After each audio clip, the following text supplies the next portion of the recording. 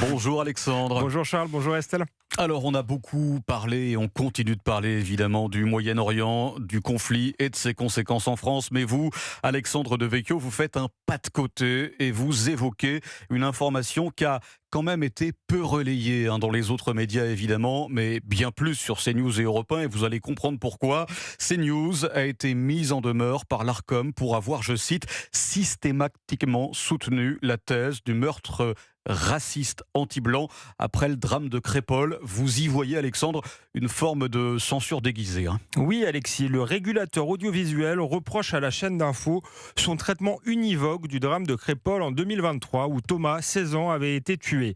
Les émissions visées traitaient de l'apparition du livre Une nuit en France qui revenait sur cette affaire et présentait la thèse du meurtre raciste comme une instrumentalisation de l'extrême droite. Ce n'est pas la légitimité de la critique de l'ouvrage sur CNews qui est en cause, précise l'Arcom, mais le fait que les intervenants ont défendu unanimement la thèse du racisme anti-blanc sans contradiction. C'est donc le manque de pluralisme interne qui serait reproché à CNews. Admettons. Mais dans ce cas, il faudrait que l'Arcom poursuive la plupart des autres chaînes, notamment la télé et la radio publique, pour avoir au contraire éludé cette thèse. Car la majorité des médias ont tout simplement refusé de s'interroger sur la dimension ethnique ou culturelle qui pouvait avoir motivé le meurtre de Thomas. Certains éléments, comme le fait que l'insulte sale blanc ait été entendue par plusieurs témoins, méritaient pourtant d'être soulignés. Si un jeune noir ou un jeune musulman avait été assassiné au cri de sale noir ou sale arabe, nul doute que les médias auraient dénoncé légitimement un crime raciste. La volonté de l'Arcom d'imposer un pluralisme interne apparaît donc à géométrie variable. Cela laisse à penser qu'en vérité, c'est bien la thèse du racisme anti-blanc qui dérange et que le régulateur cherche à museler CNews. Et alors, au-delà, Alexandre Devecchio, au-delà de l'Arcom et de CNews, ce thème du racisme anti-blanc reste, selon vous, un véritable tabou médiatique et même politique. Oui, et nous vivons dans un pays où une affaire de racisme imaginaire, comme l'affaire Adama Traoré, a encombré les tribunaux pendant 10 ans. Où il est possible de défendre sur les plateaux télé la thèse d'un racisme systémique de l'État français, comme si nous étions en Afrique du Sud. En revanche, l'existence d'un racisme anti-blanc demeure sujet à controverse.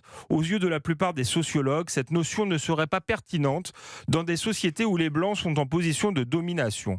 Une manière pseudo-scientifique de dénier une réalité et de renvoyer dans le camp des dominants tous ceux qui voudraient évoquer le phénomène. Le livre enquête de François Bousquet sur le sujet, qui réunissait pourtant une quarantaine de témoignages, a ainsi été ignoré par la majorité des médias. Et le racisme anti-blanc est également ignoré par la plupart des associations antiracistes. Faut-il en faire, selon vous, Alexandre, une cause militante ? Alors, à titre personnel, je me suis toujours méfié d'un certain antiracisme militant. Dans de nombreux cas, celui-ci n'a été qu'un instrument de censure permettant de maintenir une chape de plomb sur la question de l'immigration. En revanche, il est indispensable de pouvoir décrire certaines réalités qui gangrènent nombre de quartiers en France. L'antisémitisme d'abord, qui a conduit la plupart des Juifs à fuir la Seine-Saint-Denis et même pour certains d'entre eux à faire leur alia. Mais aussi le racisme anti-blanc et anti-français dont souffrent nombre de Français ordinaires en banlieue et qui, là aussi, pousse certains d'entre eux à s'exiler dans la France périphérique ou rurale. N'en déplaise à l'Arcom, en mettant en lumière cette réalité, loin de souffler sur les braises, CNews ne fait que refléter les fractures du pays. Et l'Arcom ne fait que pratiquer le deux poids deux mesures, comme souvent. Merci beaucoup, Merci Charles. Alexandre Devecchio.